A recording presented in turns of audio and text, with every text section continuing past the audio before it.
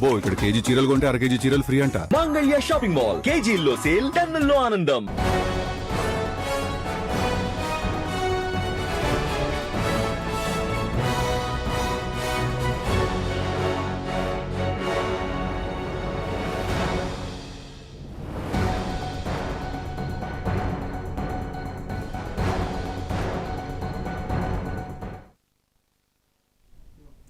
కొండా మురళి మరోసారి hot comments చేశారు. వరంగల్ రాజకీయాల్లో ఆ కుటుంబంలో పుట్టిన వారంతా ఎర్రబల్లులు అని మాజీ ఎమ్మెల్సీ కొండా మురళి అన్నారు. ఆ కుటుంబమే దరిద్రమని, అందులో పుట్టిన వారంతా దరిద్రులే అని పరోక్షంగా ఎర్రబల్లి సోదరులపై మండిపడ్డారు. డబ్బున్న ఒక ఆవిడ రాజకీయాల్లోకి వస్తానని చెప్పడంతో వద్దని, తానే 70 కోట్ల భూమిని అమ్ముకున్నానని చెప్పిన వ్యాఖ్యలను వక్రీకరించారన్నారు. తానెవరికి భయపడనని చెప్పుకొచ్చారు. ఎందుకో పోయేది లేదు. నాకు ఐటీ అని ఇచ్చిండు.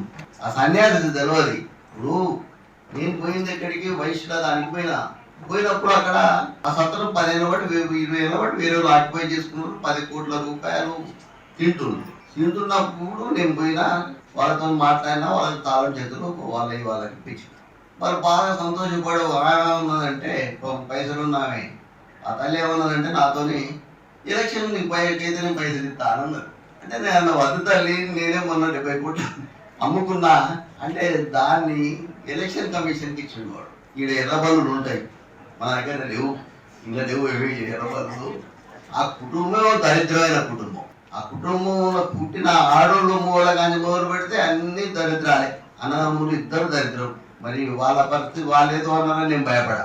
నేను కంపల్సరీగా మీ అనుకుంటా ఎప్పుడు కూడా ఇలా ఇంత విషయంలో కూడా నేను చెప్పిన మరి పెద్ద లీడర్లకు కూడా కొంత ఇంపార్టెన్స్ ఉండాలి వాడాలన్నా అంటే వాళ్ళు చెప్పినవి కూడా నడవాలి అని. ఇన్ఛార్జ్ వ్యవస్థ ముఖ్య ఉద్దేశం ఏంటంటే కాంగ్రెస్ పార్టీని గ్రామ స్థాయి నుంచి బలోపేతం చేసి రేపు రానున్న సంస్థాగత ఎన్నికలలో స్థానిక సంస్థలలో కాంగ్రెస్ పార్టీ సర్పంచ్ నుండి జెడ్పీటీసీ వరకు, ఎంపీటీసీ, జెడ్పీటీసీ, కార్పొరేటర్లు ఇవన్నింటినీ కూడా మనం ఎక్కువ స్థానాలు గెలుచుకున్నట్లయితే ప్రభుత్వ పరంగా వచ్చే సంక్షేమ కార్యక్రమాలు ఏవైతే అభివృద్ధి ఉంటుందో అది మన కార్యకర్తలకు కానీ ప్రజలకు కానీ పేద ప్రజలకు కానీ మన ద్వారా చెందుతుంది అని చెప్పి ముఖ్య ఉద్దేశము.